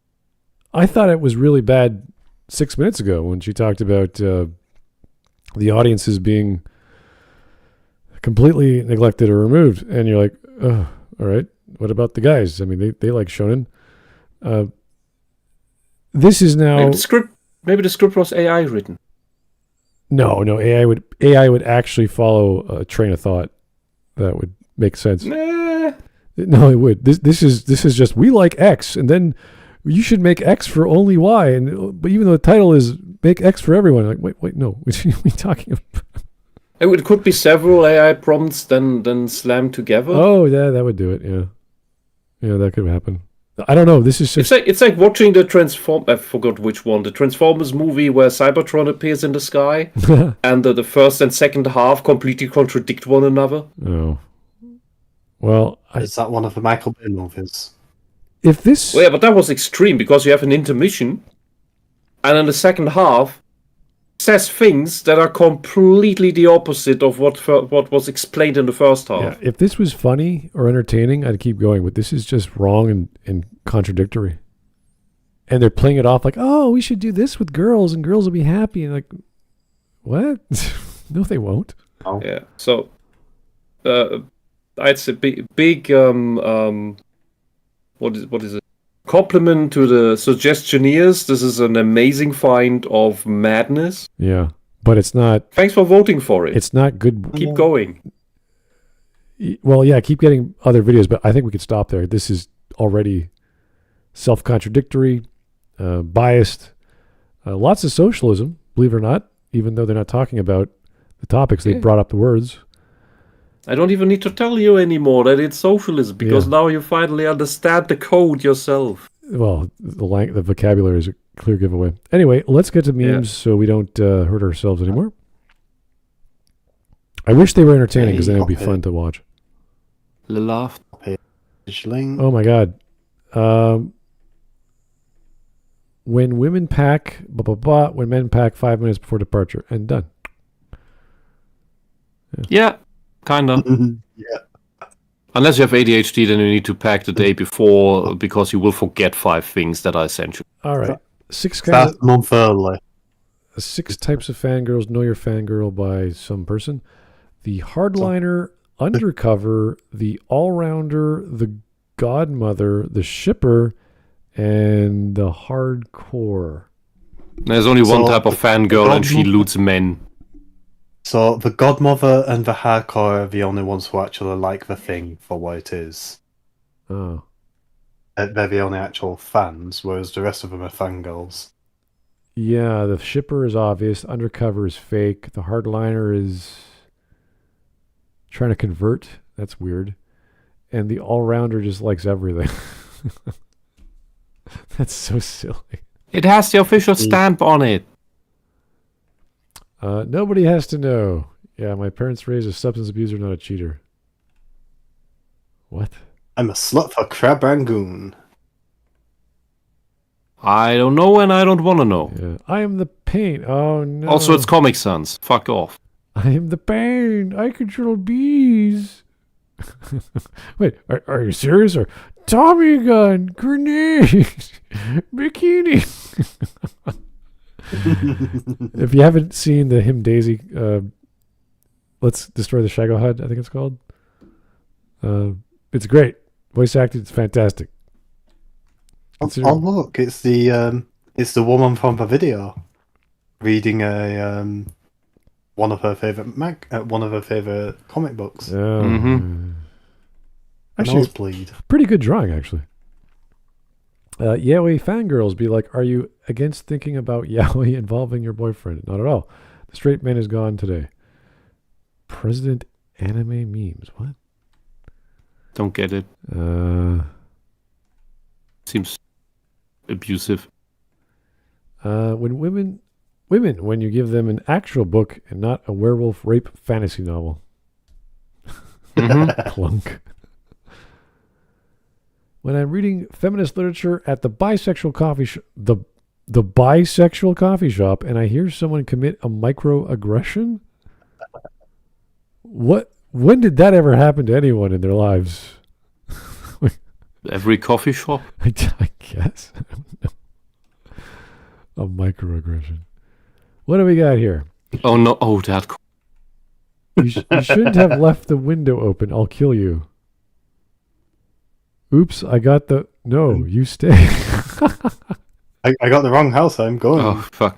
She's one of those. Oh, no. I actually found another version when I got that it was Weird Demon instead.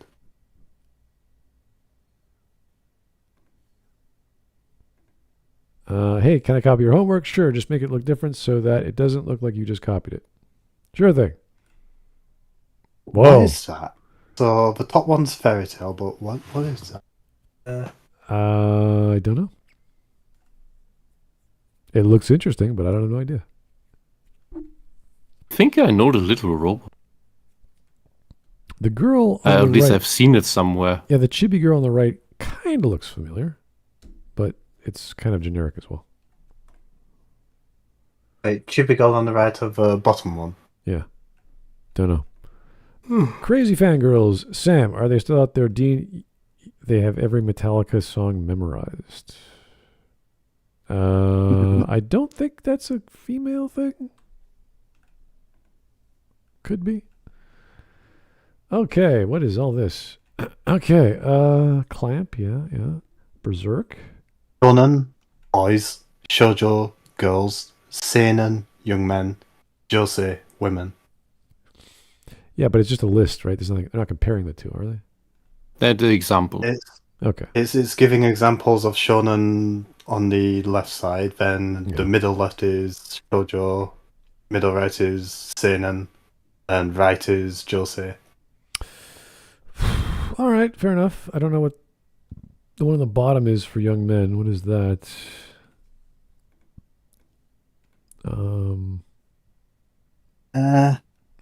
Thought it was. It looks like it's. I thought it was Shonen Bat, but it doesn't look like it. Hold on. I watched some of these from the girls' side, so Nana is pretty cool. It's not letters. So. Yeah. Anyway, that's cool. How many times do I got to bring this up? But I don't like fan service. Then why did you watch a shonen anime? Yeah, thank you. Good question. What in God's holy name are you blathering about? Yeah, it kind of devolved into that. Say what you will about Vizzy Pop or Hell of a Boss. At least they're self-aware to make fun of themselves. All right. I'll watch that later. But yeah, that was, I mean, I don't have a headache, but I could feel like my eyebrows just tightening. Just, like something has to be slept off, or can I get some tea in me? It's a really hot day today. It's really nice out there. So don't go outside, but having something to drink would be nice. What the hell happened to my screen? That's weird. Huh. Weird stuff. I always got to adjust that every time I look at it.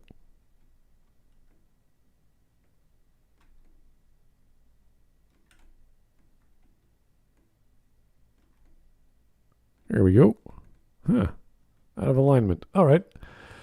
Well, that was painful. I didn't know it was going to be that bad, though. I thought it would be painful in a very specific, acute way, but instead it was just blathering, illogic, fangirling crap.